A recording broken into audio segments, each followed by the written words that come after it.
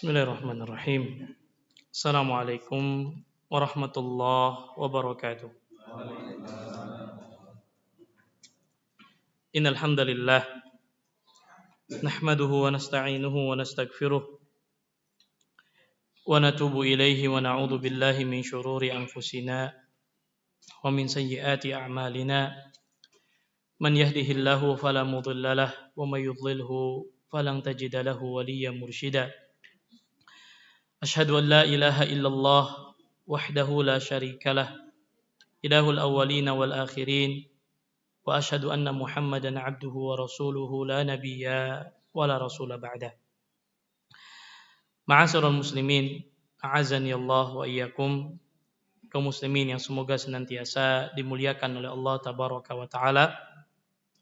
Alhamdulillah, kita senantiasa bersyukur, memuja dan memuji Allah tabaraka wa taala atas segala limpahan nikmat serta karunia yang Allah tabaraka wa taala anugerahkan kepada kita, sehingga alhamdulillah pada pagi yang penuh dengan keberkahan ini kita insyaallah taala akan melanjutkan kembali kajian rutin kita membahas kitab Syarah Arba'in An-Nawawiyah.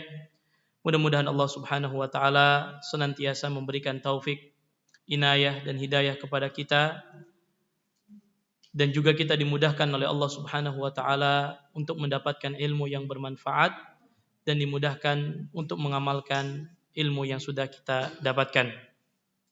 Dan juga mudah-mudahan Allah Subhanahu wa taala menjadikan apa yang kita lakukan pada hari ini sebagai sebuah amal kebaikan yang kelak akan memberatkan timbangan kebaikan kita di yaumil mizan kelak.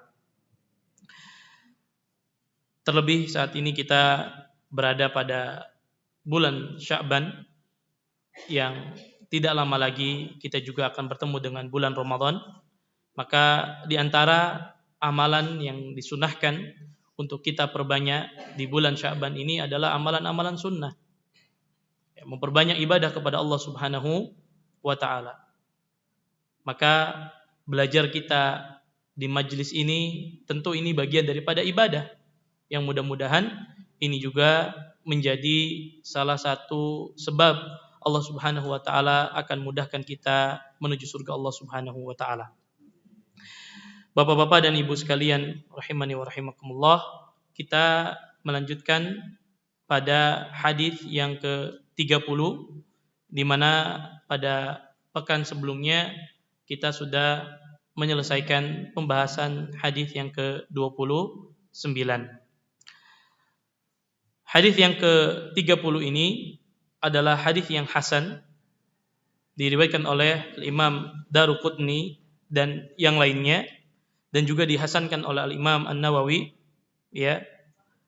Dan juga sebelumnya oleh Abu Bakar Ibn As-Sam'ani, sebagaimana dikatakan oleh Ibnu Rajab, di dalamnya terdapat inqita', ya, terdapat sanad yang terputus, ya. Namun Al-Imam Ibnu Rajab menyebutkan sebuah hadis yang mendukung maknanya. Jadi hadis ini sejatinya adalah hadis yang hasan dan juga ada sanad yang terputus, namun didukung oleh hadis yang lain, ya, hadis yang marfu' yang bersambung kepada Nabi sallallahu alaihi wasallam dari beberapa jalur yang lain.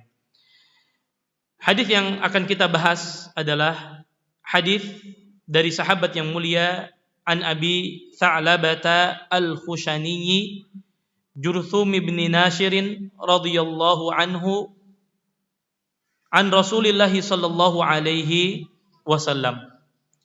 Dari Abu Tha'labah Al-Khushani Jurthum ibn Nashir radhiyallahu anhu dari Rasul sallallahu alaihi wasallam bersabda, "Innallaha farada faraida fala tudayyi'uha." Kata Nabi sallallahu alaihi wasallam, sesungguhnya Allah telah menetapkan kewajiban-kewajiban. Fala tudayyi'uha, maka janganlah kalian mengabaikannya atau menyia-nyiakannya. Wa hadda hududan fala ta'taduha, Allah juga sudah menetapkan batasan-batasan, aturan-aturan. Maka jangan sekali-kali kalian melampauinya, kalian melanggarnya. Wa harrama asya'a fala tantahikuha. Allah Subhanahu wa taala juga telah mengharamkan segala sesuatu. Ada batasannya, mana yang haram, mana yang halal. Fala tantahikuha. Maka janganlah kalian melanggarnya. Wa sakata an asya'a rahmatan lakum ghaira nisyanin fala tabhathu anha. Juga ada perkara-perkara yang Allah diamkan sebagai bentuk kasih sayang untuk kalian dan bukan karena Allah lupa. Maka jangan kalian mencari-cari tentangnya. Ikhwatal Islam wa ikhwatal iman, a'azani Allah wa iyyakum, sebagaimana tadi disampaikan di awal bahwa hadis ini adalah hadis yang dengan derajat hasan karena juga ada beberapa sanad yang terputus, namun hadis ini dikuatkan dengan riwayat-riwayat yang lainnya. Rasulullah sallallahu alaihi wasallam mengatakan innallaha farada. Farada di dalam bahasa Arab bermakna aujaba. Aujaba yujibu. Artinya apa? Mewajibkan dengan sebenar-benarnya kewajiban. Ya. Innallaha farada faraidha. Ya. Kemudian kalau kita lihat dari sisi bahasa, ya, kalau dari belajar nahwu, di sini Nabi mengatakan innallaha farada faraidha, bukan farada faraidon, tidak menggunakan tanwin. Apa alasannya? Li'annaha ismun la yansarif min ajli sighah muntaha al-jumu'. Jadi kalau bapak-bapak belajar bahasa Arab, itu ada beberapa kata yang dia tidak menerima tanwin. Salah satunya adalah sighah muntaha jumu' namanya. Sighah muntaha jumu' itu setiap isim yang menggunakan wazan mafa'il. Contoh misalkan masjid, jadi masajid jamaknya. Fardun faraid. Miftah mafatih. Nah, biasanya dia tidak menerima tanwin. Ya, tidak menerima tanwin. Ya, karena isim la yansharif.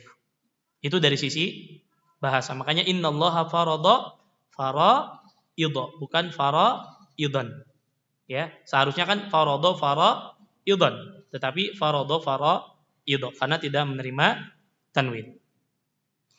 Qauluhu farada faraidha, yang dimaksud dengan Allah Subhanahu wa taala menetapkan kewajiban-kewajiban.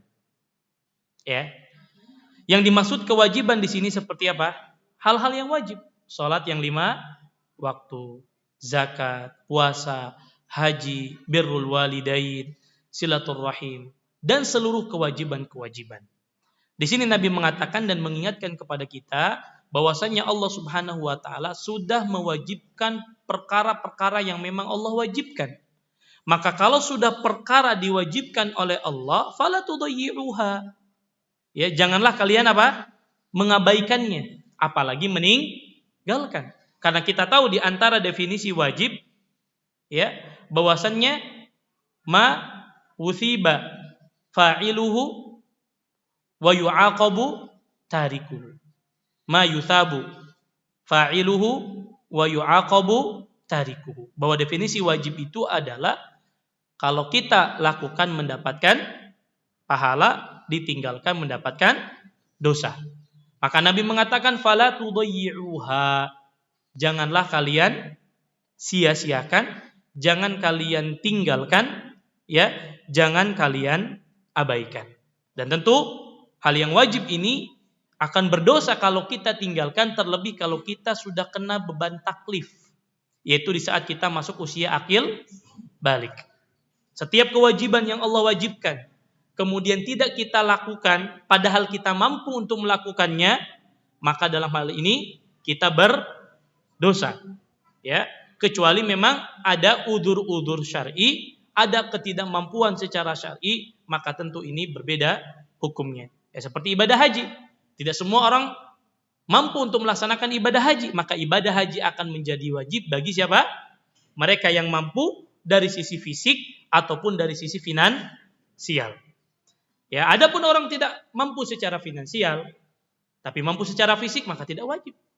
Ada orang yang wajib secara fisik, mampu secara fisik tapi tidak mampu secara finansial, maka ini juga tidak menjadi wajib. Yang dimaksud fala tudayyi'ah di sini adalah setiap kewajiban yang Allah wajibkan dan kita mampu untuk melakukannya kemudian kita tinggalkan, maka kita berdosa dalam hal ini. Ya. Wa hadda hududan fala ta'taduha. Dan Allah Subhanahu wa taala juga sudah menetapkan apa? Batasan-batasan. Ya, ini yang halal, ini yang haram. Ya, sudah jelas dalam agama kita. Ya. Sudah jelas mana yang halal, mana yang haram. Fala ta'taduha. Janganlah kalian melampauinya. Ya. Karena al-had di dalam bahasa Arab itu al-mana', mencegah. Ya, jadi had itu batasan. Batasan itu kan apa? Untuk apa? Memisah. Ya. Mana yang boleh, mana yang tidak boleh. Ya. Wa minhu al-haddu bainal aradi liman idukhuli ahadil jaraini ala ahadin. Seperti misalkan pemisah antara tanah seseorang antara dua orang, maka ada pemisah itu namanya dalam bahasa Arab apa? Had. Ya, namanya apa? Had. Adapun di dalam istilah yang dimaksud dengan had di sini adalah innal murada, ya, hududul wajibat wal muharramat. Batasan-batasan yang diwajibkan dan batasan-batasan yang diharamkan. Ya. Fal wajibat hududun la. Adapun wajib, kewajiban adalah batasan yang tidak boleh kita langgar.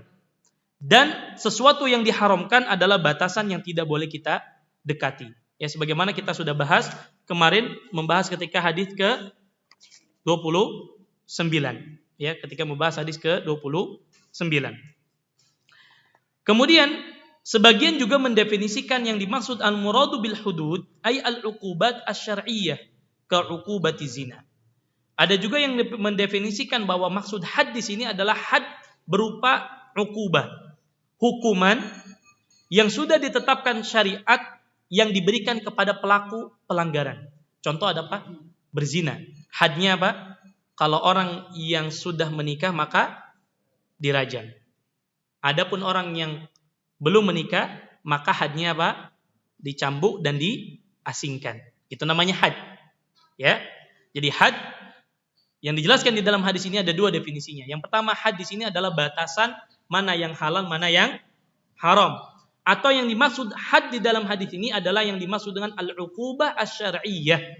Hukuman-hukuman syar'i yang sudah ditetapkan, seperti had, ya, orang yang mabuk maka dicambuk, ya. Orang yang qadzaf, menuduh orang lain berzina tanpa bukti, itu juga ada hadnya. Itu namanya apa? Had atau hudud. Ya, jadi hukuman yang sudah ditetapkan oleh syariat. Ya, seperti misalkan haddus sariqah, hukuman mencuri, maka dipotong tangannya kalau sudah mencapai nisab harus dipotong tangan. Ya, ukuran yang dimana mereka harus dipotong tangannya. Walakinnas shawab al-awwal. Namun kalau kita bicara mana yang paling kuat pendapatnya, bahwa yang dimaksud al-had di sini adalah pendapat yang pertama. Berarti apa? Batasan-batasan mana yang halal, mana yang haram. Bukan dimaksud dengan had di sini adalah uqubah syar'iyyah yang ditetapkan oleh syariat. Ya. Annal murada bil hududi fil hadis, ya, maharimullah azza wa jalla al wajibat wal muharramat. Jadi yang dimaksud dengan hadis bahwasannya Allah sudah menetapkan batasan-batasan, ya, janganlah kalian melampauinya, yaitu batasan mana yang halal, mana yang haram. Artinya yang halal lakukan, yang haram jangan didekati. Ya, jangan didekati.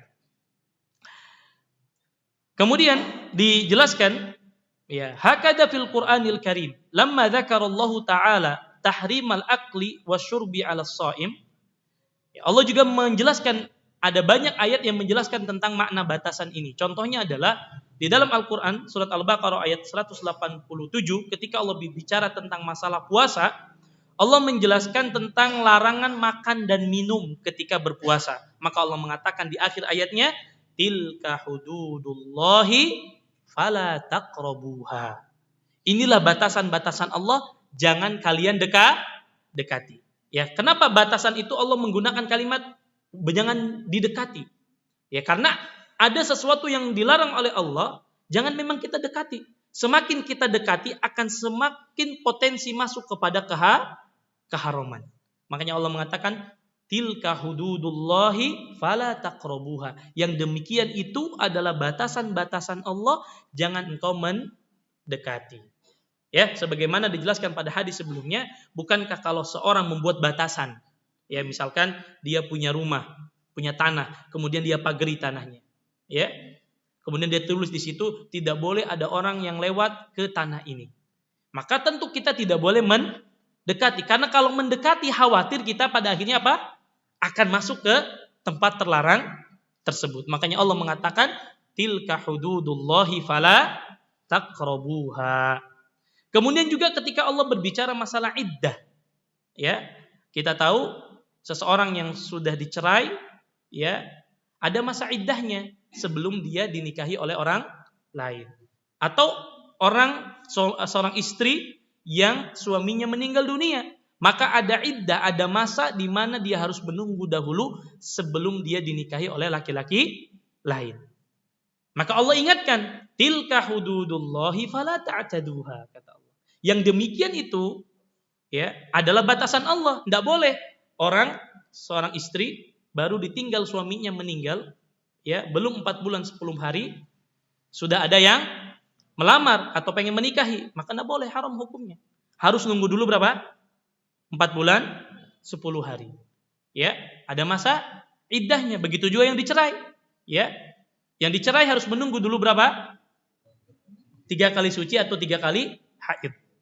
Ya, apa hikmahnya? Di antara hikmahnya untuk memastikan bahwa wanita tersebut dalam keadaan apa? Suci, tidak dalam keadaan hamil. Lihat bagaimana syariat Islam mengatur secara sempurna permasalahan ini. Makanya Allah ingatkan, jangan diterabas. Ya, batasan-batasan Allah yang sudah Allah tetapkan, iddah ada batasannya. Yang dicerai ada batasannya. Yang meninggal ada batasannya. Jangan mentang-mentang, ya, sudah pengen nikahin, ya, kemudian kita terabas aturan itu, kan begitu. Kemudian masalah saum, Allah sudah tetapkan kapan mulai kita berpuasa, kapan kita boleh berbuka. Maka selama batasan itu, maka tidak boleh kita langgar. Itu yang dimaksud had yang ada di dalam hadis ini. Bisa dipahami? Naam. Wa harrama asya'a. Kemudian Allah Subhanahu wa taala sudah mengharamkan sesuatu. Fala tantahikuha, jangan kalian langgar. Jadi dalam syariat Islam sudah jelas juga mana yang Allah haramkan, tidak boleh kita langgar. Ya, tidak boleh kita langgar. Fala tantahikuha ay taf'aluha, jangan kalian lakukan sesuatu yang sudah diharamkan oleh Allah. Seperti apa? Az-zina, wasyurbul khamr, wal qadab, ya, dan perkara yang lainnya yang memang diharamkan oleh Allah Subhanahu wa taala. Baik. Kemudian setelah itu Allah menjelaskan ada perkara-perkara yang memang tidak dijelaskan dalam agama kita. Jadi kan tadi ada perkara yang wajib, semuanya sudah dijelaskan oleh Nabi. Ada perkara yang berupa batasan, nggak boleh kita langgar, nggak boleh kita dekati. Ada perkara yang memang Allah haramkan dan jangan kita lakukan dan jangan sampai terjerumus kepada perkara tersebut. Ya kan? Semua perkara yang halal dan yang haram semuanya sudah sangat sempurna dijelaskan oleh Nabi. Dan tidak ada satupun perkara, ya, dalam syariat ini kecuali semua sudah sempurna dijelaskan oleh siapa? Nabi SAW. Sebagaimana Allah pertegas dalam Al-Quran, Al-yawma akmaltu lakum dinakum wa atmamtu alaikum ni'mati wa raditu lakumul islama dina. Dan Nabi menyebutkan pada hari Arafah, ya, sampai-sampai orang-orang Yahudi, ya, ketika mendengar ayat ini, Pak, mereka iri, cemburu kepada Islam. Sampai-sampai ada seorang Yahudi berkata kepada Umar, "Ya Umar, innakum taqra'una ayatan fi kitabikum, law nazalat fina ma'syaral yahud latakhadna dzalikal yawma 'ida." Kata orang Yahudi, wahai Umar, sesungguhnya kalian membaca satu ayat di dalam kitab kalian, di dalam kitab suci kalian Al-Quran. Kalau seandainya ayat itu turun kepada kami orang-orang Yahudi, kami akan jadikan turunnya ayat itu sebagai hari perayaan. Gimana? Mereka nggak bangga. Lihat orang Yahudi saja bangga sampai iri. Pengen ayat itu ada di kitab mereka. Tapi ayat itu turun kepada orang-orang Islam yang menunjukkan bahwa Islam ini sempurna. Artinya apa? Orang Yahudi saja meyakini bahwa Islam ini sudah sempurna. Saking sempurnanya agama ini, Allah langsung yang mengatakan al-yauma akmaltu lakum dinakum. Hari ini telah aku sempurnakan bagi kalian agama kalian. Wa atmamtu alaikum ni'mati, aku cukupkan nikmatku untuk kalian dan aku ridhoi Islam sebagai agama kalian. Jadi tidak ada satupun perkara kebaikan kecuali Nabi sudah sampaikan kepada kita. Dan tidak ada satupun keburukan melainkan Nabi sudah melarang kita. Maka sempurnalah agama ini. Islam tidak perlu penambahan, tidak perlu pada pengurangan. Yang halal sudah jelas, yang haram juga sudah jelas. Mana yang Allah tetapkan, mana yang Allah larang, semuanya sudah jelas. Tinggal kita sami'na wa ata'na. Tanpa lagi kita gunakan logika kita. Ketika turun satu ayat, ketika turun satu perintah, kemudian kita bilang, ya Allah saya analisa dulu. Ya, masuk logika saya enggak? Kalau masuk logika saya terima. Enggak masuk logika saya buang. Ini tidak sami'na wa ata'na. Ya. Nah, ada perkara-perkara wasakata an asya'a rahmatan lakum.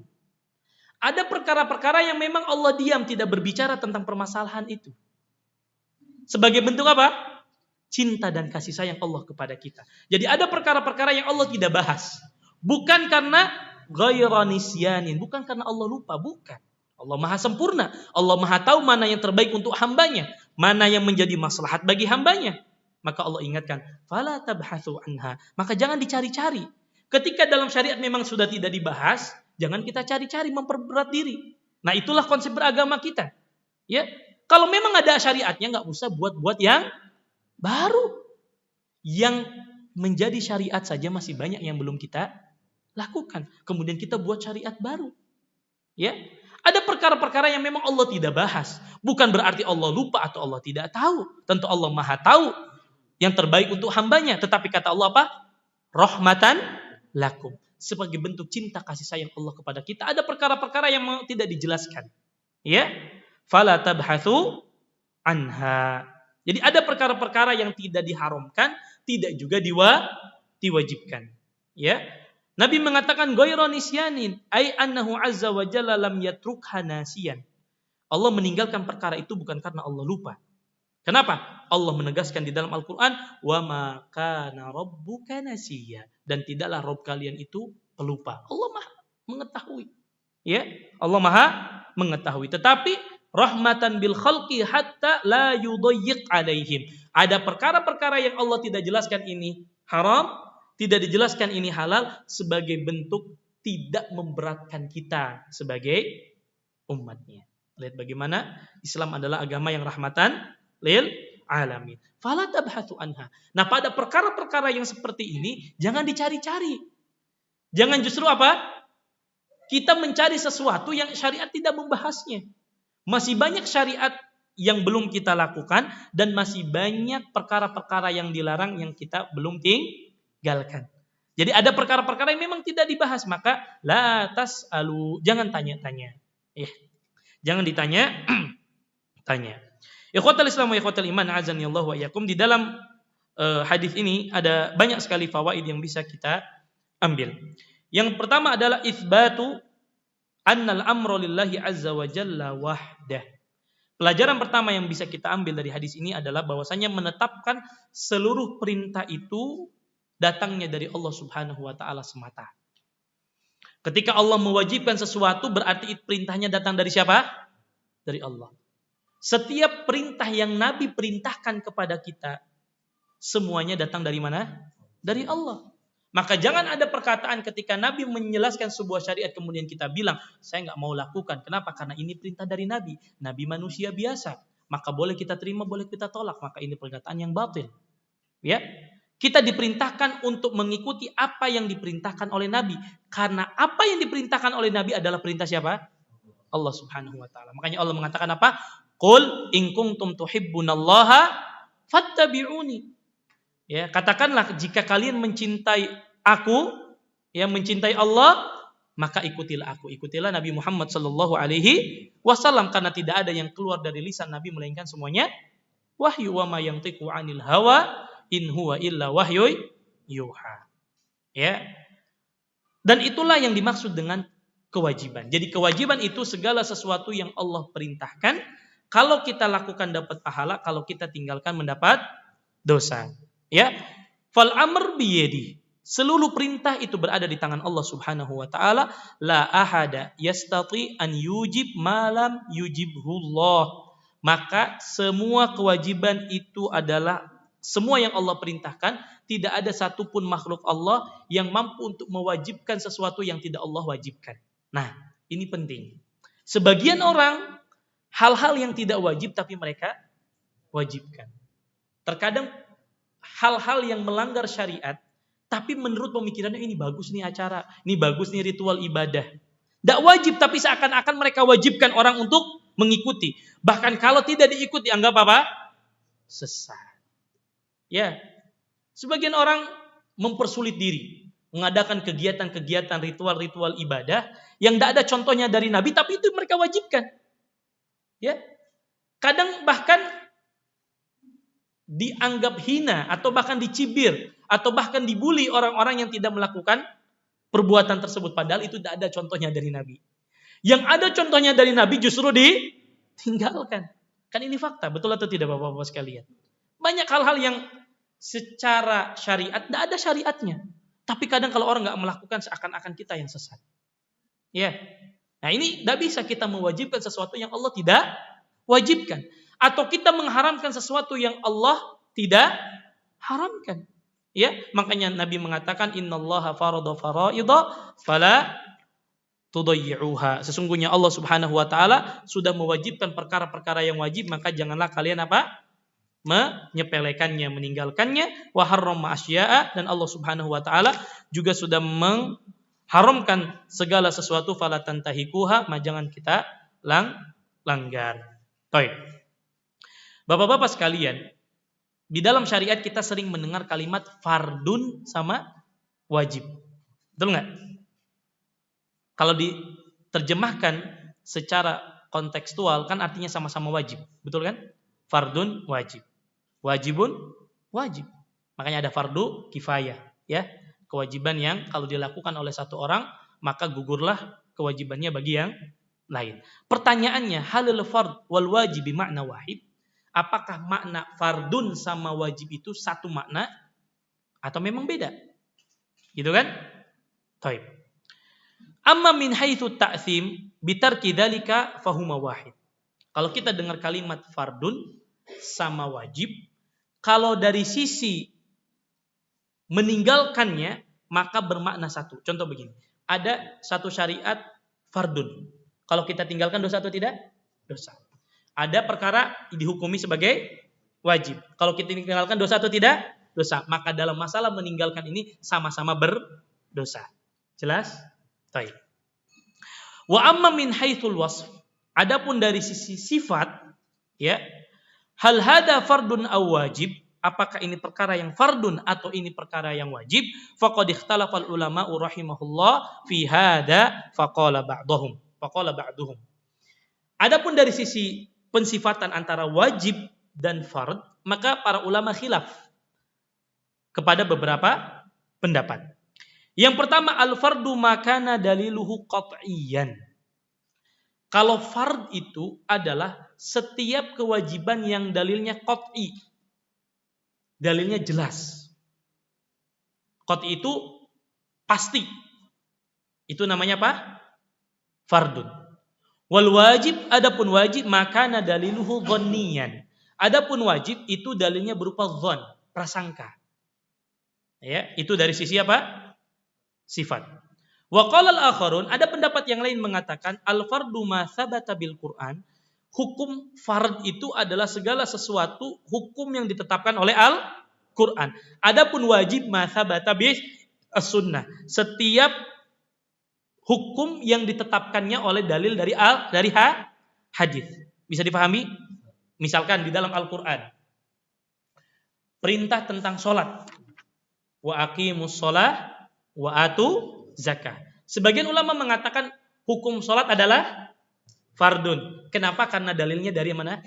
Al-Quran. Zakat yang wajib, fardun atau wajib? Fardun, karena dalilnya ada di Al-Quran. Begitu maksudnya. Ada yang mengatakan bahwa wajib itu pendalilannya ada di mana? Di hadis. Kalau yang di Quran itu disebut fardun. Jelas ya? Wakilal qaulaini dhaif. Namun dua pendapat ini pendapat yang lemah. Jadi pendapat yang mengatakan fardun itu ada dari Quran, wajib itu dari sunnah, ini pendapat yang lemah. Karena pada akhirnya kalau kita lihat di fikih, ya, kalau kita bicara hukum sholat, hukmu sholat al-asr misalkan, apa hukumnya? Wajib. Walaupun dalilnya ada di mana? Al-Quran. Ya, wassawab, pendapat yang paling kuat dan pendapat yang paling benar, annal fardha wal wajib bimakna wahid. Fard dan wajib itu satu-satu makna, sama saja. Boleh kita menggunakan kalimat fardun atau mengatakan wajib. Boleh kita mengatakan fardu kifayah atau wajib kifayah. Jelas? Jadi sama-sama maknanya jelas. Namun biasanya idza ta'akkada shara fardhatan. Tetapi biasanya suatu hukum kalau penekanannya itu kuat, maka biasanya menggunakan kalimat apa? Fardun. Ya. Wa idza kana duna dzalik, tapi kalau agak lebih ringan biasanya menggunakan apa? Wajib. Hadzal qaul ar-rajih fi hadhil mas'alah. Maka inilah pendapat yang paling kuat dalam masalah ini. Jadi kesimpulannya, wajib dan fardun itu sama-sama bermakna satu. Namun fardun itu digunakan pada level kewajiban yang sangat ditekankan. Di bawah itu menggunakan apa? Wajib. Ya, ini ilmu dalam permasalahan al-fardu wal wajib. Taib. Kemudian di antara hikmah dan pelajaran ataupun fawaid yang bisa kita ambil dari hadis ini, anna dinal islami yang qasimu ila faraid wa muharramat. Secara garis besar, syariat kita itu dibagi menjadi dua. Ada yang sifatnya hal-hal yang wajib, ada sifatnya hal-hal yang diharamkan. Kemudian yang ketiga adalah wujubul muhafadhah ala faraidillahi azza wa jalla. Kewajiban setiap muslim untuk menjaga hal-hal yang diwajibkan oleh Allah Subhanahu wa taala. Kenapa? Karena kalau kita tinggalkan kita akan berdosa. Maka lawannya kalau Allah perintahkan kita untuk menjaga yang wajib, maka berarti kita dilarang untuk meninggalkan yang wajib. Karena yang wajib hukumnya wajib, kalau kita tinggalkan kita akan berdosa. Kemudian yang keempat, annallahu azza wa jalla hadda hududan. Allah Subhanahu wa taala menjadikan di dalam syariat ini ada batasan. Bimakna annahu ja'alal wajiba bayyinan wal harama bayyinan. Di mana berarti ketika ada batasan berarti kan memisahkan dua sesuatu yang jelas, betul atau tidak? Kalau memisahkan itu berarti yang sini sudah jelas, yang ini juga sudah jelas, maka dipisahkan. Itulah yang dimaksud dengan batasan. Ya. Sebagaimana di hadis yang sudah kita jelaskan, innal halala bayyinun wa innal harama bayyinun. Sesungguhnya yang halal itu sudah jelas, yang haram itu sudah jelas. Wa bainahuma umurun mustabihat, di antara keduanya ada perkara yang samar. Nah, perkara yang samar inilah sebetulnya perkara yang jelas, tetapi menjadi samar bagi setiap orang karena tidak tahu dalilnya. Sudah pernah kita jelaskan kan? Misalkan ada satu perkara sebetulnya sudah jelas bagi mereka yang berilmu, tapi mungkin bagi orang awam ini belum jelas. Ini hukumnya halal atau haram karena dia tidak punya ilmunya. Atau ada satu permasalahan bagi dia tidak jelas karena dia pemahamannya belum sampai. Namun konsepnya secara umum bahwa yang halal itu sudah jelas, yang haram itu sudah jelas. Ada perkara yang samar-samar tapi pada sebagian orang karena belum tahu ilmunya. Misal, contoh kecil misalkan, ya, sebagian orang tidak tahu bahwa sholat berjamaah itu hukumnya wajib bagi laki-laki. Mungkin sebagian orang masih menyangka ini samar-samar. Namun setelah dia pelajari, oh ternyata pendapat yang paling kuat adalah bahwa sholat berjamaah bagi laki-laki hukumnya wajib. Dulu misalkan kita ambil contoh ganja. Sebelum terungkap secara fakta kedokteran, mungkin orang menganggap bahwa ganja itu apa? Halal. Tapi setelah diperiksa, oh ternyata ganja itu dapat memabukkan dan dapat menutup akal. atau dapat merusak tubuh. Maka dari situlah para ulama mengambil istinbat bahwa ganja hukumnya haram. Seperti itu. Ya, setelah perkembangan zaman, sesuatu yang awalnya syubhat, sesuatu yang samar-kamar, kemudian terungkaplah bahwa perkara tersebut adalah halal atau haram. Jelas? Nah. Kemudian di antara fawaidul hadis yang bisa kita dapatkan dari hadis ini, bahwasannya seseorang diharamkan untuk melanggar batasan-batasan Allah. Sebagaimana Nabi mengatakan, fala ta'taduha. Janganlah kalian lampaui, janganlah kalian langgar batasan-batasan Allah Subhanahu wa taala. Ya. Oleh karenanya kalau kita baca Bapak-bapak sekalian ayat-ayat yang berbicara tentang tilka hududullah itu biasanya Allah ulang-ulang. Terutama kalau kita membaca masalah talak, cerai. Allah mengakhiri ayat-ayat yang berbicara tentang talak selalu mengatakan tilka hududullah. Itulah batasan-batasan Allah. Maka ini menunjukkan yatabayyanu laka ahammiyatun nikah aqdan wa itlaqan. Ini menunjukkan pentingnya sebuah pernikahan dan kelanggengan dalam masalah pernikahan. Artinya apa? Allah mengatakan jangan sekali-kali mendekati yang namanya apa? Perceraian, masalah talak. Kenapa? Karena talak itu bagian sesuatu yang memang dibolehkan tetapi dibenci oleh Allah Subhanahu wa taala. Disebutkan dalam sebuah hadis walaupun hadisnya dhaif, namun maknanya sahih. Ya, abghadul halali indallah at-talaq.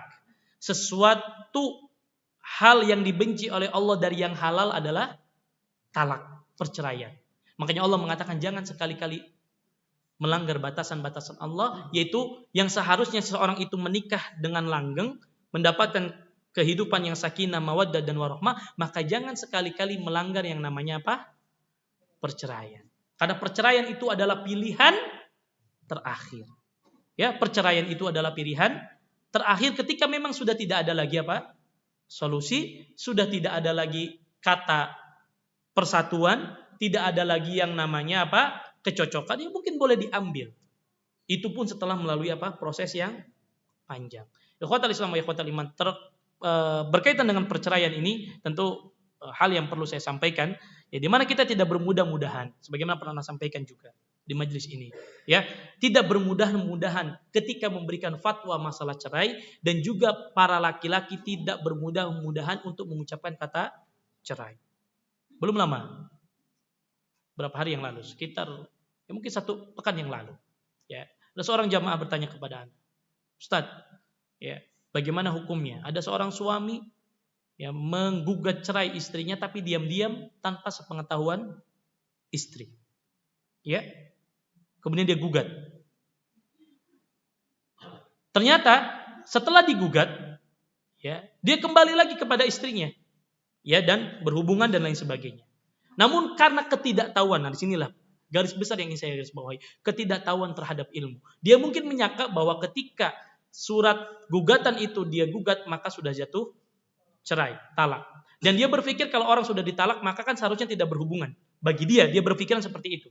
Padahal kalau orang baru talak 1, kemudian dia berhubungan maka berarti dianggap sudah rujuk. Begitu kan? Dia menganggap bahwa kalau orang cerai, anggaplah dia menyangka ketika dia menggugat cerai istrinya dianggap sudah bercerai dengan talak 1. Kemudian dia berhubungan lagi dengan istrinya. Dia berpikir bahwa setelah cerai berhubungan itu dilarang. Sehingga dia minta, ternyata beberapa bulan berikutnya istrinya hamil. Karena ketidaktahuan ilmunya dia suruh istrinya menggugurkan kandungannya. Padahal pernikahannya sah. Karena ketidaktahuan ilmu. Akhirnya mungkin si istri stres dan sama-sama nggak punya ilmu, nggak belajar, akhirnya qadarullah digugurkan. Bayangkan dosa besar yang dia lakukan, membunuh anak tanpa hak. Ya, gara-gara ketidaktahuan terhadap ilmu. Apa susahnya padahal bertanya kepada orang yang tahu. Dan itulah pentingnya kita duduk di majelis ilmu. Pentingnya kita belajar Bapak-bapak sekalian. Yang terjadi adalah penyesalan. Ya. Padahal kalaupun dia bertanya, ketika dia anggap dia ceraikan istrinya dengan 1 ceraian, kemudian dia berhubungan, maka tidak ada masalah. Dia sudah rujuk kembali, betul atau tidak? Kemudian ketika dia berhubungan hamil, ya anak sah dia. Apalagi dia pernikahan dengan pernikahan yang sah, tapi karena ketidaktahuan ilmunya. Di sini garis besarnya Bapak-bapak dan Ibu sekalian, pentingnya kita belajar, apalagi masalah permasalahan seperti ini. Sebagai orang nggak tahu, atau kadang malu bertanya, atau kadang merasa kayaknya saya benar. Sehingga subhanallah, akhirnya apa? Mudorot Pak yang ditimbulkan. Ya, mudorot yang ditimbulkan. Belum lagi pernah ada seorang jamaah datang bertanya kepada anak ustaz, ya, suaminya ketika dalam keadaan marah, kemudian dia cerai istrinya dalam keadaan talak 3 langsung. Ya, talak 3 langsung. Tapi dia marah dalam keadaan yang sadar, maka jatuh talaknya. Ya, setelah itu baru sadar dia. Enggak lama setelah itu istrinya hamil. Coba bayangkan. Siapa yang nyesel akhirnya? Dua-duanya. Maka selalu anak sampaikan Bapak Ibu sekalian, ada 2 hal. Yang pertama, yang perempuan, yang istri jangan mancing-mancing. Ketika ada percekcokan, jangan sekali-kali mancing suami untuk mengucapkan kalimat talak. Ini nasihat saya buat para istri, para akhwat. Kalau keadaan marah apapun, jangan mancing-mancing. Karena kadang suami dalam keadaan marah, dalam keadaan stres, qadarullah terucap kata-kata itu. Betul atau tidak? Jangan mancing-mancing, ibu-ibu sekalian. Dan yang ikhwan, kalau sekiranya antum dalam keadaan ribut, ya, percekcokan rumah tangga, lebih baik apa? Pergi salah satunya. Daripada syaitan di situ menggoda, ayo, karena itulah tujuan syaitan. Di mana ketika terjadi percekcokan, dia pengen apa? Ada salah satunya yang mengucapkan apa? Cerai. Dan berusaha bagaimana wanita diajak, ayo, ya, biar suami kalian bilang apa? Cerai. Ini kan bahaya. Kalau sudah terjadi seperti ini, siapa yang dirugikan? Dua-duanya. Sudah talak 3, tidak boleh kita dia menikahi kecuali dinikahi oleh laki-laki lain. Kemudian diceraikan baru dia nikahi. Kan nyesel akhirnya. Istri dalam keadaan hamil, dia sudah ceraikan, naudzubillah. Ya, maka Allah mengatakan tilka hududullah. Itulah batasan Allah. Allah ulang-ulang ketika berbicara masalah talak, tilka hududullah, tilka hududullah, supaya kita tidak langgar. Betul, talak dibolehkan, tidak dilarang. Dan itu tapi pilihan paling akhir ketika sudah tidak lagi ada yang bisa dikompromikan, tidak ada lagi solusi, ya silakan. Ya, tetapi Allah ingatkan tilka hududullahi fala taqrabuha. Jangan mendekati atau jangan tadi bermudah-mudahan mengucapkan kalimat cerai. Bahkan ada sebagian orang yang enteng bilang kalimat cerai dan dia nggak tahu bahwa konsekuensi cerai itu sudah. Apalagi kalau sudah 3 kali maka sudah. Ya. Tidak bisa dia kembali kecuali dinikahi oleh laki-laki yang lain. Mudah-mudahan Allah Subhanahu wa taala menjaga kita dan keluarga kita dari hal-hal yang buruk seperti itu, dan mudah-mudahan Allah jadikan keluarga kita keluarga yang sakinah, mawaddah dan warahmah. Kemudian di antara pelajaran penting yang bisa kita ambil dari hadits ini adalah annahu la yajuz tajawuz al-had fil uqubat. Tidak boleh seseorang berlebihan dalam menerapkan had dalam masalah hukuman. Artinya apa? Contoh, kita tahu kalau suatu negara menggunakan hukum syariat Islam, maka seorang pezina apabila dia seorang bikr, seorang gadis, ya, maka innahu yujlad mi'atu jaldah. Maka dicambuk 100 cambukan, kemudian diasingkan ke tempat yang lain. Maka tidak boleh kita tambah, ya, karena kita kesel, ini gara-gara dia satu kampung kita malu, misalkan, ya, kemudian ditambah jadi 200 kali, tidak boleh. Tidak boleh ditambah had-had, itu sudah hukuman yang sudah batasannya ditetapkan oleh syariat. Tidak boleh kita kurangi, tidak boleh kita tambah. Ya, ini had di dalam Islam dan Allah Maha tahu mana had yang paling cocok untuk setiap hukuman, karena undang-undang Allah, keadilan Allah itu Maha adil. Ya, tidak boleh kita tambah. Ya, atau kurangi, nih kasihan, kurangi aja jadi berapa? 50. Tidak bisa. Ya, fa inna hada muharram, maka yang seperti ini adalah haram. Kemudian fa in qala qail, kalau ada orang bilang kalau kita kurangi, ya, jadi kalau orang berpandangan, lagi-lagi kalau orang pakainya logika, Pak, kalau orang bilang begini, boleh nggak kita kurangi haddu zina yang awalnya 100 jadi 50, supaya apa? Supaya orang nggak banyak berzina. Ya, maksudnya apa? Sebagai bentuk rahmat, kasih sayang, gitu. Ya. Atau sebaliknya, gimana kalau kita dari 100 jadikan 200 supaya memberikan efek jerak? Ya, maka apa? A'antum a'lam amillahu a'lam. Maka kita jawab, Anda yang lebih tahu atau Allah yang lebih tahu. Dan selalu saya ulang-ulang, segala bentuk syariat, baik itu perintah atau larangan, semuanya maslahatnya kembali kepada siapa? kembali kepada kita. Karena Allah yang menciptakan kita, maka Allah yang paling tahu tentang diri kita. Hukuman apa yang lebih pantas, hukuman apa yang tidak pantas. Kalau ada orang mengkritisi, jangan ada namanya rajam, karena itu melanggar hak asasi manusia. Ya, dan lain sebagainya. Berarti mereka menolak syariat Allah. Syariat Allah yang terbaik. Dan bapak-bapak sekalian, kalaupun diterapkan hukum kisos, diterapkan hukum potong tangan, itu nggak semerta-merta orang mencuri kemudian langsung dipotong tangan. Ada proses yang sangat panjang, termasuk perzinahan. Tidak mungkin seorang langsung dirajam kecuali dalam proses yang sangat panjang. Dan tidak boleh individu-individu atau kelompok yang menerapkannya, harus pemerintah. Tidak boleh satu kampung ini pengen menerapkan syariat Islam kemudian diterapkan hukum rajam, nggak boleh. Harus pemerintah yang menerapkan. Karena ini akan ada mudarat kalau orang masing-masing atau keluarga, di keluarganya ada berzina kemudian dia ngambil hukuman sendiri, nggak boleh, haram hukumnya. Artinya apa? Tahapan ini pun sangat panjang, sangat teliti. Bahkan ketika seorang sampai dihukum zina pun harus memenuhi syarat, harus melihat ada 4 saksi yang melihat langsung dan lain sebagainya, persyaratan yang sangat berat. Kalau ada orang berzina kemudian bertobat, tidak harus dia melapor, sudah dia bertobat kepada Allah cukup. Ya, jadi ini menunjukkan kepada kita bahwa Islam itu tidak keras. Hanya orang-orang yang mempremingkan Islam itu keras. Ada cambuk, ada rajam. Dia nggak belajar fikihnya secara mendalam. Coba pelajari dulu. Maka mereka akan tahu bagaimana Islam itu agama yang indah. Justru dengan adanya hukum qisas, adanya rajam, menjadikan kemaksiatan menjadi apa? Sedikit orang takut. Ya, ketika hukum Allah tidak ditegakkan, yang terjadi apa? Banyak kemungkaran-kemungkaran yang terjadi. Namun sekali lagi bahwa syariat juga bukan berarti masing-masing individu yang melakukannya, tetapi apa? Pemerintah yang resmi yang melakukannya. Nah, jadi kalau orang berpandangan kalau begitu ya saya perbanyak supaya orang takut, atau ya kalau kita ringankan nggak apa-apalah sebagai bentuk kasih sayang, nggak bisa. Ya nggak bisa. Akan bukankah Nabi SAW mengatakan ya ketika ya Nabi SAW akan mengeksekusi seseorang, kemudian datang utusan untuk melobi kepada Nabi SAW. Maka Nabi marah. Apa kata Nabi? Lau sariqat Fatimah bintu Muhammadin SAW laqata'tu yadah. Kata Nabi, kalau sekiranya Fatimah binti Muhammad mencuri, sekalipun anak Muhammad, kata Nabi, akan saya potong tangannya. Artinya tidak pilih-pilih. Kalau kita kan enggak. Ya siapa dulu dia? Oh, punya jabatan dikit, turunin hukumannya, kan gitu kan ya? Ya, orang biasa nggak punya backingan dan lain sebagainya, ya semau mereka kasih hukuman, kan begitu? Ya, istilahnya apa? Hukuman tumpul ke atas, tajam ke bawah, begitu ya? Nah, itu kan hukuman manusia, tapi hukuman Allah ya adil. Allah Subhanahu wa taala sudah menerapkan hukum secara adil. Nah, kemudian di antara pelajaran yang bisa kita ambil dari hadis ini adalah wasfullah azza wa jalla bisukut. Allah Subhanahu wa taala mensifati dengan sukut, dengan diam. Ya.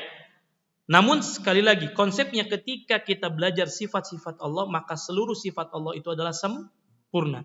Walaupun mungkin diamnya seseorang kalau manusia itu sesuatu yang kurang baik, tetapi bagi Allah itu adalah kesempurnaan. Ya.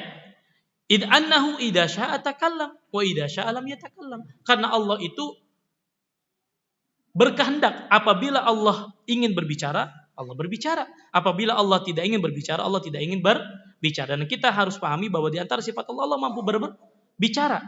Tetapi kita harus yakini bahwa bicaranya Allah berbeda dengan bicaranya makhluk. Ya, ini konsep dalam memahami sifat-sifat Allah. Allah punya tangan, tapi tangannya Allah berbeda dengan tangannya makhluk. Ya. Tidak boleh kita menyamakan tangan Allah dengan tangan makhluk. Naam.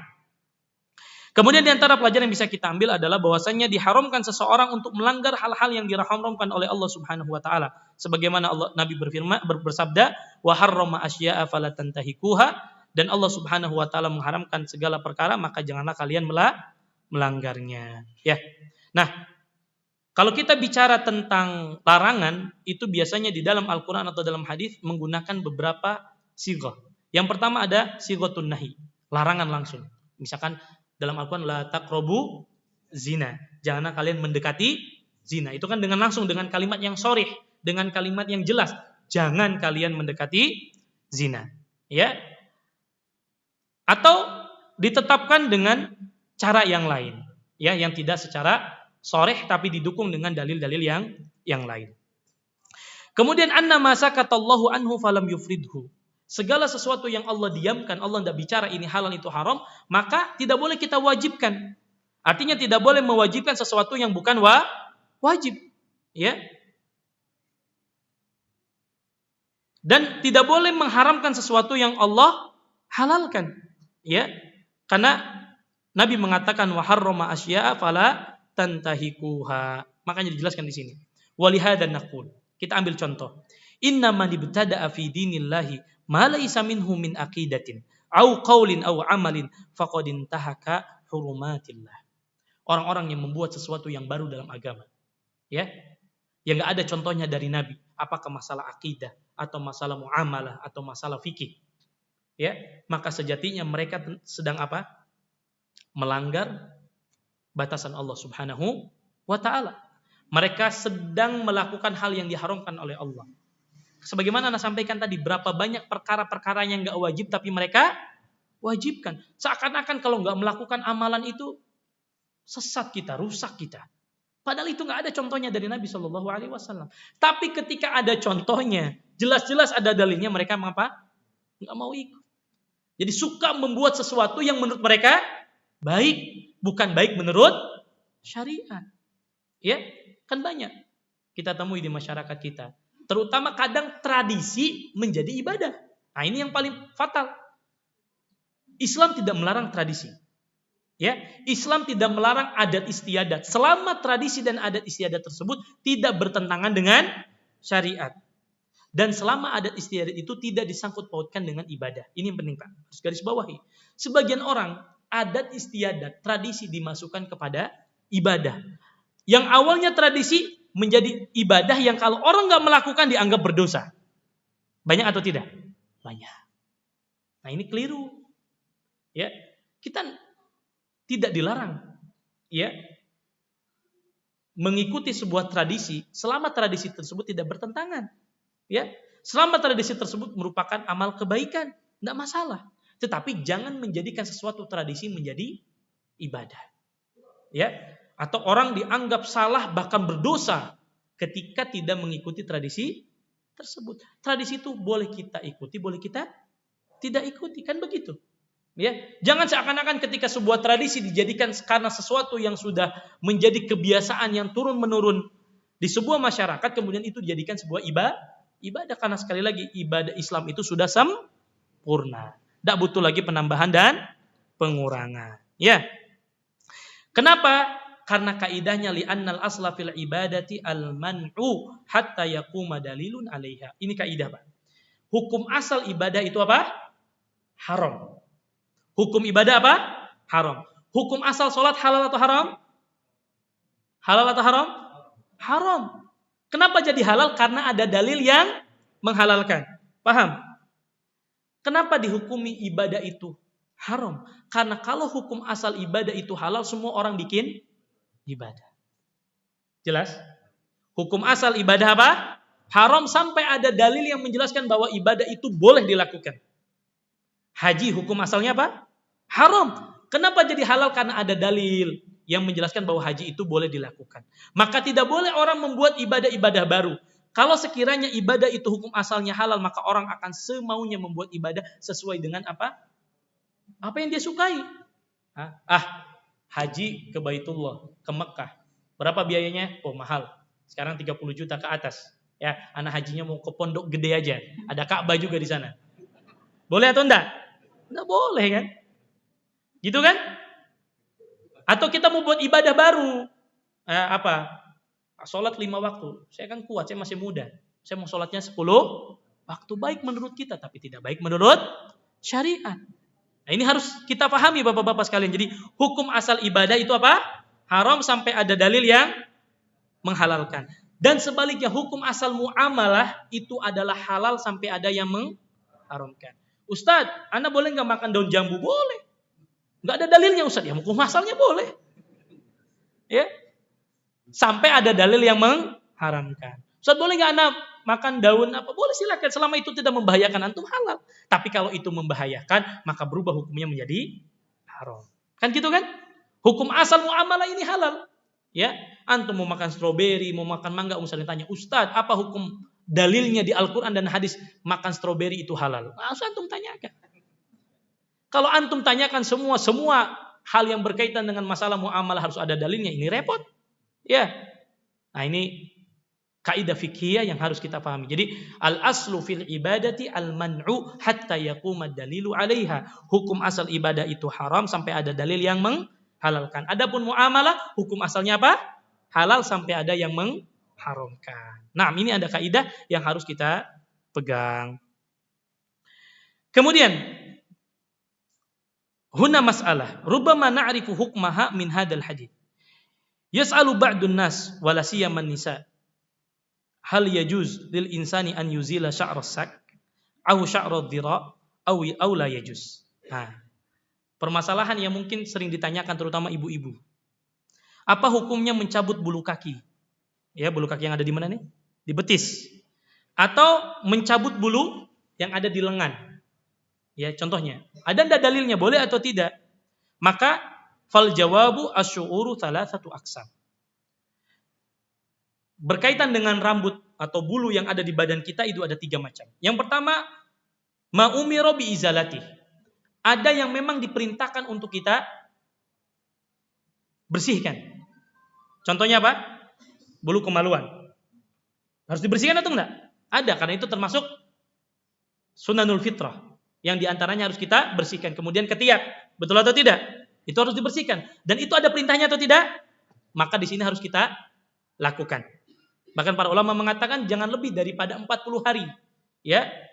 Karena itu biang daripada penyakit, bakteri dan lain sebagainya. Kita bersihkan baik yang di kemaluan kita ataupun di ketiak kita ataupun laki-laki apa? Kumisnya. Kan itu bagian daripada apa? Fitrah, sunanul fitrah. Kemudian manuhiya an izalatihi. Ya, nanti akan kita jelaskan apa yang diperintahkan, apa yang dilarang. Yang ketiga, masa kata anhu, ada yang memang enggak dijelaskan. Boleh dihilangkan, boleh juga ada. Nah, kita ambil contoh. Inilah praktek dari hadis tadi. Kan ada sesuatu yang diperintahkan, ada sesuatu yang dilarang, ada sesuatu syariat yang memang tidak dilarang, juga tidak diperintahkan. Contohnya adalah masalah menghilangkan apa? Bulu yang ada di badan kita. Ada yang diperintahkan, ada yang dilarang, dan ada yang syariat tidak berbicara, boleh kita hilangkan, boleh tidak. Seperti tadi, ma'umiru bi izalatihi fa ma'ruf. Seperti tadi ya, bulu kemaluan, kemudian ketiak, kemudian apa? Kumis, ya. Maka ini boleh di apa? Cukur, ya. Boleh dicukur. Kal'anati wal iftil lirijal wan nisa wasyarib binisbati lirijal. Adapun apa kumis bagi laki-laki. Fa hada ma'murun bi izalatihi. Lakinna syarib la yu'mar bi izalatihi nihaiyan seperti kal halaki. Oh, sebagian mengatakan juga baiknya kumis itu tidak dicukur secara habis. Dicukur klimis. Ya, di antara sunnahnya, ya, di antara sunnahnya, karena disebutkan hatta innal Imam Malik rahimahullah qala yambagi an yu'addiba min halqi syaribihi, ya, hendaklah seseorang itu ditegur dan diingatkan untuk tidak mencukur habis apa? Kumisnya. Kemudian ada manuhiya an izalatihi, yang memang dilarang untuk dihilangkan. Terkait dengan kumis, Nabi SAW mengatakan ahifus syawarib, tipiskan apa? Kumis. Jadi tidak harus dipukul, cukur klimis. Kalau cukur klimis boleh atau enggak? Boleh, tidak berdosa. Tetapi baiknya tidak dicukur. Karena tidak menggunakan kalimat halq. Halq itu kan ya dicukur dengan menggunakan apa? Silet. Itu halq. Makanya dalam bahasa Arab makhluk pakai ha bukan kho. Makhluk itu artinya botak. Ya. Nah, itu dihabiskan. Nah, kumis itu baiknya apa? Tipiskan. Kemudian ada yang dilarang untuk dihilangkan seperti apa? Jenggot bagi laki-laki. Tidak apa-apa orang bilang apapun bapak-bapak sekalian. Orang dibilang kambing seperti apa? Tidak apa-apa. Sunnah Nabi SAW. Ya. Kalau orang tidak berjenggot, ya, mau kita bilang dengan binatang yang nggak berjenggot juga. Kita nggak usah sebutkan binatang. Kan nggak mau kan? Nah, biarkanlah mereka ejek kita dengan apa, biarin aja. Ya, enggak apa-apa. Karena perintah dari Nabi mengatakan apa? Khalifu al-majusa, selisihi orang-orang Majusi. Khaliful musyrikina, selisihilah orang-orang musyrikin. Di mana orang-orang musyrikin itu apa? Kebanyakan mencukur jenggotnya, memanjangkan kumisnya. Kita selisihi mereka, dan ini sunnah Nabi. Ya, sunnah Nabi yang harus kita ikut dan kita harus bangga, enggak apa-apa. Ya. Dan adanya jenggot tidak merubah kegantengan seseorang. Betul atau tidak Bapak-bapak? Insya Allah enggak.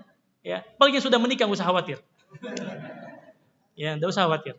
Ya, enggak usah khawatir.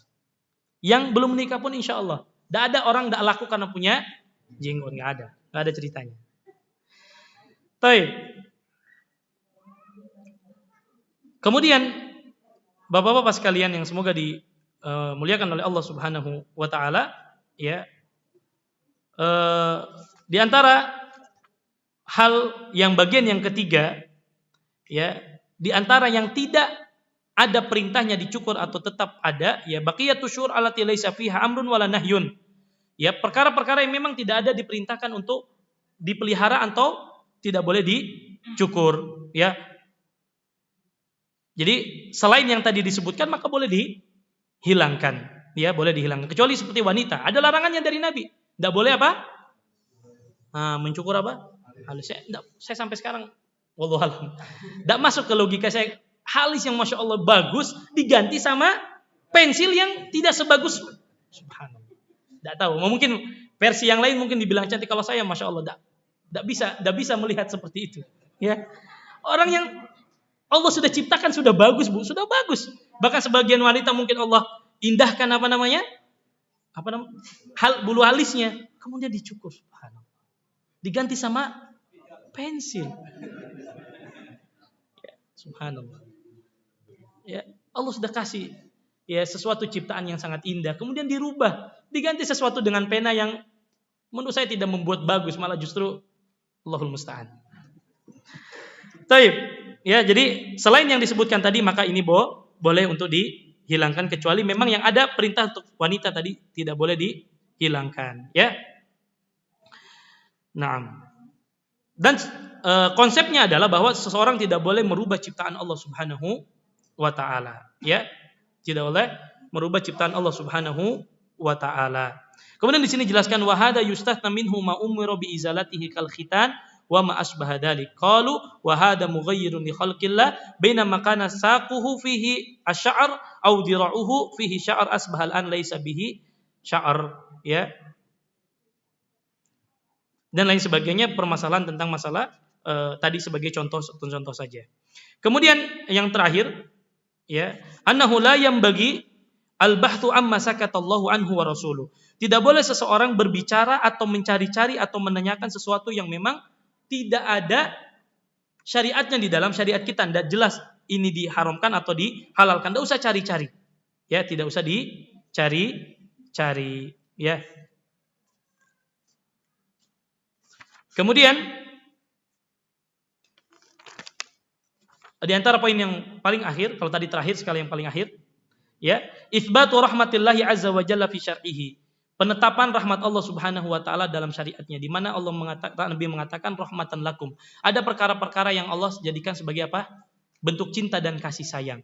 Ya, tidak Allah jelaskan ini halal atau ini haram, ya. Seperti tadi masalah muamalah tidak didetailkan. Kalau didetailkan subhanallah, ya. Masalah muamalah ini banyak. Buah-buahan aja berapa banyak.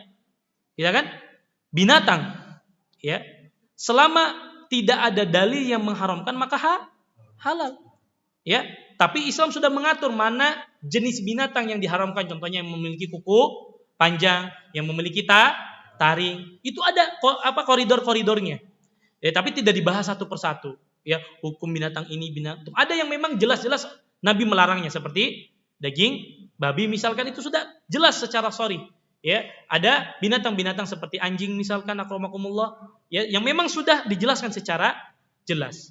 Ada juga binatang-binatang yang dibuat sebuah koridor, kalau ada ciri-ciri ini maka hukumnya menjadi haram dan lain sebagainya. Bapak-bapak sekalian, ya, itu yang bisa saya sampaikan pada kesempatan kali ini. Mudah-mudahan bermanfaat. ya untuk kita semua, dan mudah-mudahan ini menjadi penyemangat bagi kita bahwa Islam itu adalah agama yang sempurna, sudah sangat jelas menjelaskan seluruh perkaranya dengan sangat detail. Wallahu taala alam, wassallallahu ala nabiyina Muhammad.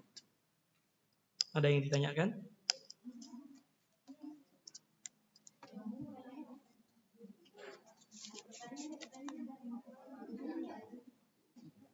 Masya Allah, panjang pertanyaannya.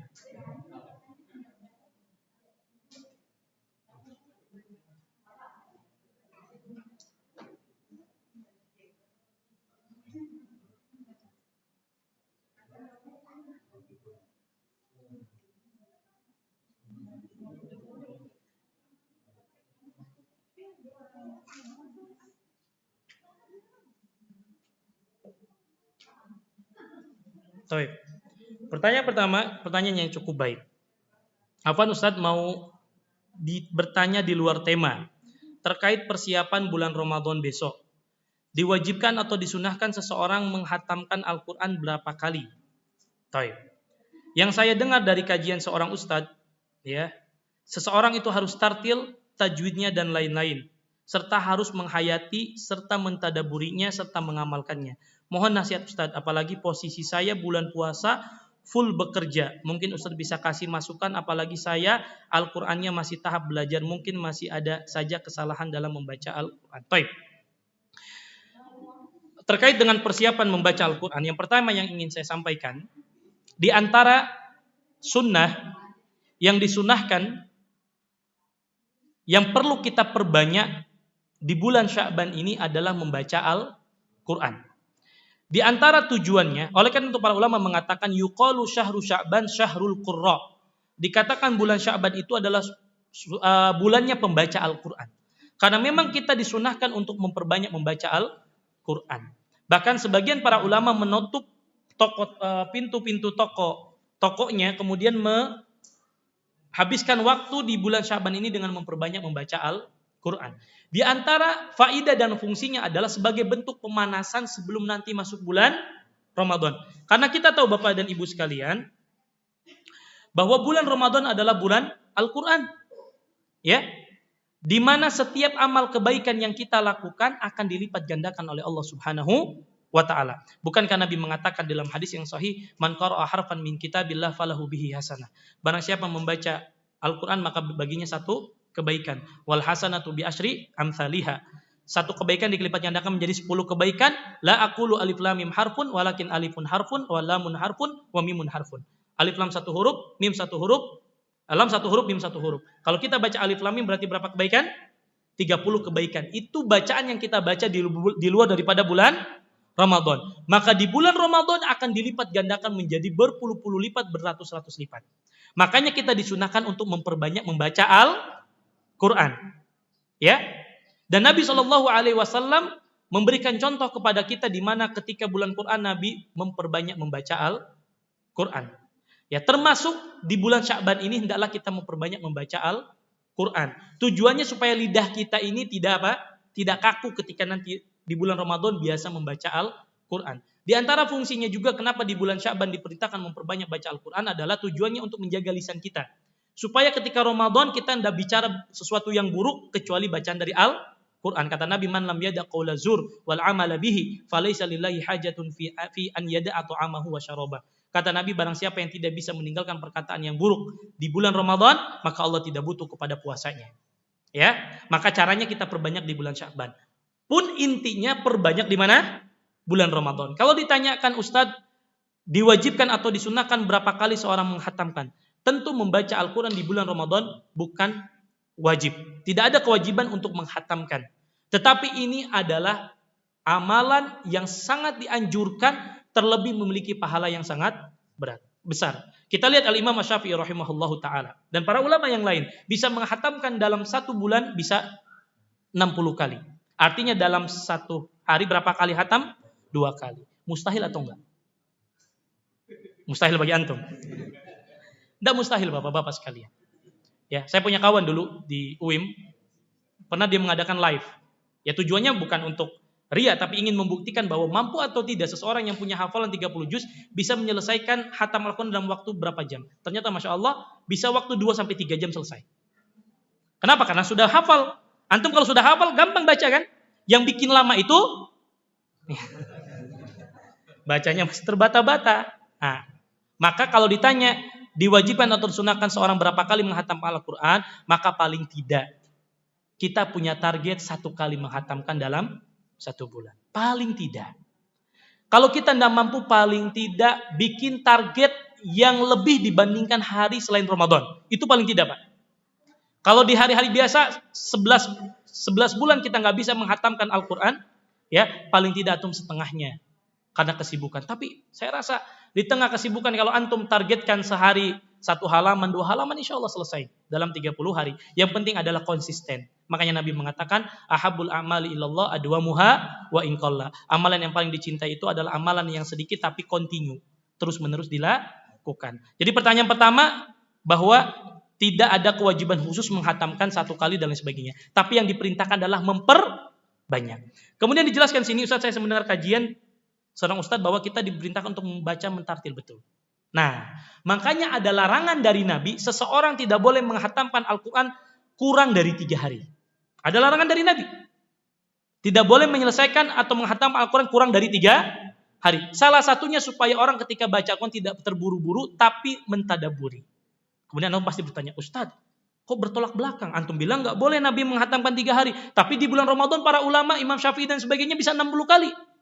Maka para ulama menjelaskan bahwa di waktu-waktu khusus, di waktu-waktu di mana pahala dilipat gandakan, maka boleh seseorang membaca Al-Quran dengan cepat, tapi tanpa mengurangi hak-hak tajwidnya. Ya, boleh kita membaca dengan cepat tanpa mentadaburi, ya, di waktu-waktu khusus. 1 di bulan Ramadan, 2 ketika antum di Mekah atau di Madinah. Ini waktu dan tempat khusus yang setiap amal yang kita lakukan dilipat gandakan. Paham sampai di sini? Jadi hukum asalnya tidak boleh menghatamkan Quran kurang dari 3 hari, kecuali di waktu afdoliyah atau di tempat afdoliyah. Di waktu yang afdol atau tempat-tempat yang afdol boleh antum membaca secara cepat, tapi dengan syarat tidak mengurangi hak-hak daripada tajwid dan tahsin dalam baca Al-Quran. Kemudian kalau saya baca Al-Qurannya masih terbata-bata, maka belajar. Ya, belajar dari sekarang. Bapak dan Ibu sekalian, belajar Al-Quran tidak sulit kalau kita mau serius. Kadang yang bikin kita sulit itu karena kita tidak serius. Masya Allah, banyak kali pertanyaan. Ya, nah ini pertanyaan pertama. Kemudian, pernah dengar hadis siapa yang memberi makan seseorang saat berpuasa maka pahalanya akan mendapatkan pahala seorang tersebut dengan pahala yang sama dengan orang yang berpuasa. Pertanyaan, lebih afdol mana saat kita memberikan berbuka puasa atau saum atau sahur? Baik. Yang pertama, betul bahwa Nabi SAW mengatakan man fattara sha'iman kana lahu mithlu ajrihi ghairu annahu la yanqusu min ajri shaimi syai'a. Barang siapa yang memberi makan orang yang berbuka, maka orang tersebut akan mendapatkan pahala yang sama tanpa mengurangi pahala orang yang berpuasa. Ya, dan ini keutamaan. Ya, kalau Bapak bisa punya target minimal dalam 30 hari kasih makan setiap harinya kepada 1 orang miskin, maka ini subhanallah. Besar pahalanya. Kita sudah puasa dapat pahala, kita juga dapat pahala orang yang berpuasa. Coba hal yang sederhana, Pak. Antum beli nasi padang yang harga 10.000 itu, antum beli punya uang misalkan kelebihan punya uang 100.000. Antum beli 100.000 dapat berapa? 10, antum bagikan kepada orang yang sedang berpuasa atau orang-orang jalan tuh yang biasa yang membutuhkan lah, intinya itu jadi pahala buat kita. Kadang 100.000 bagi kita hal yang biasa, tapi bagi orang lain itu apa? Luar biasa. 10.000 bagi kita mungkin buat jajan anak kita sekali jajan. Bagi sebagian orang 10.000 buat makan mereka seharian. Kan begitu. Maka semaksimal mungkin kita berikan makan terutama orang yang berbuka. Kemudian mana yang lebih afdol? Apakah mereka yang berbuka puasa atau mereka ketika sahurnya? Kalau kita mengacu kepada hadis ini, maka Nabi mengatakan man fattara sha'iman, siapa yang memberi makan berbuka. Wallahu taala alam. Kalau dilihat mana yang afdol, tentu kalau sesuai dengan hadis Nabi berbukanya. Tetapi bukan berarti kemudian kita mengenyampingkan makan sahurnya. Karena makan sahur bagian daripada untuk berpuasa, maka mudah-mudahan juga termasuk dapat pahala yang sama. Terlebih kita memberikan orang untuk apa? Beribadah kepada Allah Subhanahu wa taala. Wallahu taala a'lam.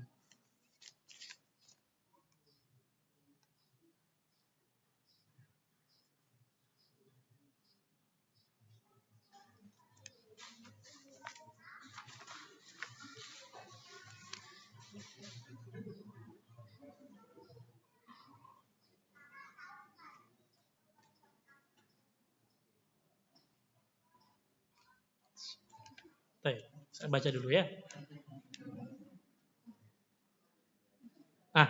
Ini yang mudah dulu. Yang pendek soalnya. Ustaz, bolehkah mencabut uban dan membersihkan rambut di bagian tubuh kita dicukur atau dicabut? Ada yang boleh dicabut, apa tidak? Baik. Terkait uban, maka ada larangan dari Nabi Shallallahu Alaihi Wasallam untuk dicabut. Ya, kalaupun mau diwarnai, tidak boleh diwarnai dengan warna hitam, tapi boleh diwarnai dengan selain warna hitam, dan itu pun bukan yang permanen. Ya, bukan yang permanen. Taib. Dan membersihkan rambut di bagian tubuh kita dicukur atau dicabut. Taib. Ada beberapa hal yang berkaitan dengan dicukur atau dicabut. Itu berbeda-beda sesuai dengan konteks hadisnya. Ya, seperti misalkan di hadis Sunanul Fitrah, halqul anah itu adalah halak, berarti dibersihkan, dicukur habis. Adapun natbul ibad, nataf itu dicabut. Ya, walaupun kadang susah ya. Ya, mungkin kita lebih cari yang simpel. Tapi kalau sesuai dengan sunnah adalah dicabut. Untuk bagian apa? Ketiak. Jadi memang ada yang dicabut, ada yang dibersihkan. Ustadz, ana hari ini ada undangan santunan anak yatim di acara Isra Mi'raj karena memiliki anak yatim. Jawabannya apa yang harus ana sampaikan? Baik. Agak susah jawabnya. Ya. Bapak, ibu-ibu sekalian, yang pertama, kalau sekiranya kita bisa menghindari sesuatu acara yang memang tidak ada contohnya dari Nabi Shallallahu Alaihi Wasallam, maka yang terbaik kita hindari. Ya, kita hindari. Ya, mungkin antum datang atau ibu datang pas acara, setelah acaranya, ambil pas santunannya saja. Ya, kalau memang itu bermanfaat. Wallahu taala alam. Nah, ini agak panjang, masya Allah. Saat saya mau tanya, bila ada seseorang yang sudah punya suami atau sebaliknya, berarti suami punya istri, punya perasaan saling sayang atau saling kangen satu sama lain, padahal mereka tidak tahu perasaan itu merupakan dosa atau kehendak dari Allah. Apakah itu sebuah anugerah atau ujian? Bentar, saya masih belum pahami. Bila ada seorang yang sudah punya suami atau sebaliknya, punya perasaan saling sayang atau saling kangen satu sama lain, kangennya suami ke istri atau istri ke suami, atau dia kangen ke istri orang? Nah, kalau sayangnya kepada suami istri, ya justru diperintahkan. Yang jadi masalah adalah sayangnya kepada suami orang. Jelas. Maka ditanya, padahal mereka tidak tahu perasaan itu, mungkin tidak tahu satu sama lainnya, ya, merupakan dosa atau kehendak dari Allah. Ya jelas dosa, Bapak Ibu sekalian. Kita tidak boleh mencintai, ya, menyayangi, punya perasaan kepada orang yang bukan halal kepada kita. Ya, khawatir, ya, berbahaya. Ya, kalau dibilang ini anugerah atau ujian, ya, ujian dari Allah Subhanahu Wa Taala. Ya, ujian dari Allah Subhanahu Wa Taala. Apalagi apakah ini bagian daripada takdir? Sebagaimana Anda sampaikan, ibu-ibu sekalian, Anda tahu di majelis ini atau di majelis yang lain, kita tidak boleh menyandarkan dosa dan maksiat kepada takdir. Kita ambil contoh misalkan, ada bapak-bapak, ada anak-anak ngambil pohon mangga kita di rumah, diambil 5. Kemudian kita panggil sini, kok kamu ngambil pohon mangga saya? Kemudian bilang, oh iya Pak, sebenarnya saya nggak mau ngambil pohon Bapak, tapi ini takdir Allah. Nggak boleh. Ya. Para ulama menjelaskan tidak boleh seseorang itu berdalilkan dengan takdir dalam sesuatu yang dirangka bermaksiat kepada Allah. Salah satunya misalkan, mohon maaf, ada orang yang berzina, kemudian ditanya, kenapa kamu berzina? Anak sebenarnya nggak mau berzina, tapi Allah yang menakdirkan saya berzina. Nggak boleh. Kenapa? Karena kita memiliki pilihan. Ya, Ini akidah Ahlussunnah dalam masalah takdir. Seseorang itu punya pilihan dan pilihannya seseorang itu di bawah takdir dan pilihan Allah Subhanahu wa taala. Sambil contoh, di sini ada teh, di sini ada khamr. Ana suruh antum salah satunya pilih mau yang mana. Kemudian antum ambil khamr. Ustaz saya minum khamr. Kemudian antum bilang, "Ustaz ini takdir Allah." Enggak bisa. Karena antum punya pilihan, boleh memilih yang antum tahu ini haram, ini halal. Tetapi pilihan antum memilih kepada yang halal itu di bawah kehendak dan takdir Allah Subhanahu wa taala. Jelas? Jadi kalau antum memendam rasa cinta kepada yang bukan istri atau suami antum, maka ini tidak boleh. Karena Nabi SAW mengatakan, sesungguhnya tubuh kita ini punya bagian daripada zina.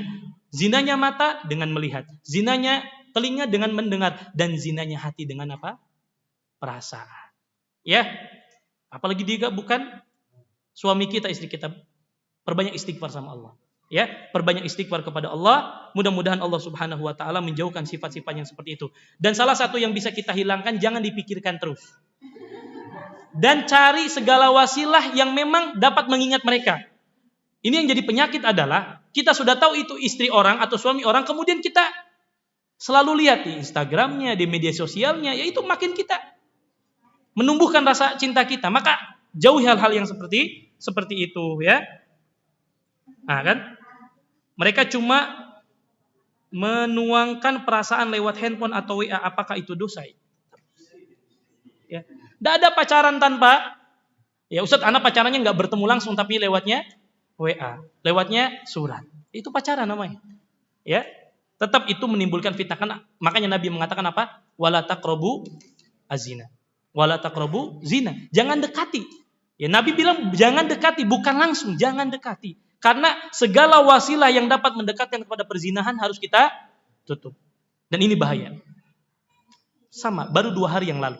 Kisah nyata. Sedikit saya sampaikan supaya ini jadi pelajaran. Ya, saya dapatkan dari seorang kawan cerita, dia bekerja sebagai seorang HRD SDM di salah satu perusahaan. Kemudian dia bilang, "Saat Anda pernah mengeluarkan 2 orang pegawai." Ya. Seorang laki-laki sudah punya istri berzina dengan seorang wanita yang masih gadis, temannya sekantor. Bayangkan. Suaminya, si laki-laki sudah punya istri. Maka jangan dibiarkan ibu-ibu, bapak-bapak sekalian. Perasaan-perasaan seperti ini hilangkan. Segala sesuatu wasilah yang mendekatkan kita dengan mereka lewat WA dengan sebagainya, itu bahaya. Awalnya mungkin WA, kemudian ketemuan. Ketika sudah ada rasa, sudah ada cinta, syaitan bermain di sana. Makanya Nabi mengatakan, janganlah salah seorang di antara kalian berkhalwat berdua. Karena yang ketiganya adalah syaitan. Ya, jadi apakah itu dosa? Ya jelas dosa. Ya, bertobat kepada Allah Subhanahu wa taala. Apakah termasuk zina? Maka zinanya tidak termasuk, tapi sarana menuju perzinahan. Dan apakah perkara itu bisa dimaafkan oleh Allah Subhanahu wa taala? Jelas. Ya, Allah Subhanahu wa taala Maha Pengampun. Sebesar apapun dosa yang kita lakukan, kalau kita bertobat meminta ampun kepada Allah, Allah akan terima tobat kita. Bukankah seorang wanita yang datang kepada Nabi, dia sudah berzina bahkan. Ya, dia datang kepada Nabi, "Ya Rasulullah, rajam aku." Kemudian Nabi memalingkan wajahnya. Karena sejatinya kalau orang berzina, kemudian dia tidak diketahui, tidak ada yang melaporkan, cukup bertobat sama Allah, cukup. Ya, "Ya Rasulullah, saya telah berzina dan saya hamil." Maka rajam saya. Kemudian kata Nabi, "Pulang sampai tunggu kapan?" Melahirkan. Kemudian setelah anak melahirkan, dia datang lagi kepada Nabi, "Ya Rasulullah, saya telah berzina. Tolong rajam saya ya Allah." Ya, tolong rajam saya ya Rasulullah. Kemudian kata Nabi apa? "Pulang sampai engkau selesaikan sampai masa disapi." Kemudian setelah masa disapi datang, kemudian dirajamlah oleh Nabi SAW dan para sahabat. Kemudian ternyata darahnya mengenai salah satu sahabat. Kemudian marah. Kemudian Nabi mengatakan, laqad tabat taubatan law wuzi'a ala ahli al-Madinati lakafathum. Sungguh wanita tersebut telah bertobat kepada Allah, kalau sekiranya tobatnya dibagikan kepada 70 ahlul Madinah, maka mencukupi tobatnya. Lihat. Sebagaimana pernah sampaikan bahwa yang terbaik itu bukan yang tanpa dosa, tetapi yang terbaik adalah mereka yang pernah berbuat dosa dan bertobat kepada Allah. Sebesar apapun dosa yang kita lakukan, kalau kita betul-betul ingin bertobat kepada Allah dengan tobatan nasuha, maka bertobat kepada Allah. Allah Ghafurur Rahim. Ya. Dan saya sarankan kepada, ya, apakah ini yang bertanya ataupun yang lainnya, ya tentu jauhi segala wasilah-wasilah yang seperti ini. Walaupun lewat WA, walaupun lewat media sosial dan lain sebagainya. Terlebih kalau ibu atau bapak sudah punya suami atau sudah punya istri. Ya. nikmati yang halal, segala sesuatu yang kita nikmati dari yang halal, insya Allah jauh lebih barokah, insya Allah ta'ala. Wallahu ta'ala alam, saya rasa cukup. Itu yang bisa saya sampaikan pada kesempatan kali ini. Mudah-mudahan bermanfaat. Wassallallahu ala nabiyina Muhammad. Subhanakallahumma bihamdika asyhadu an la ilaha illa anta astaghfiruka wa atubu ilaik. Assalamualaikum warahmatullahi wabarakatuh.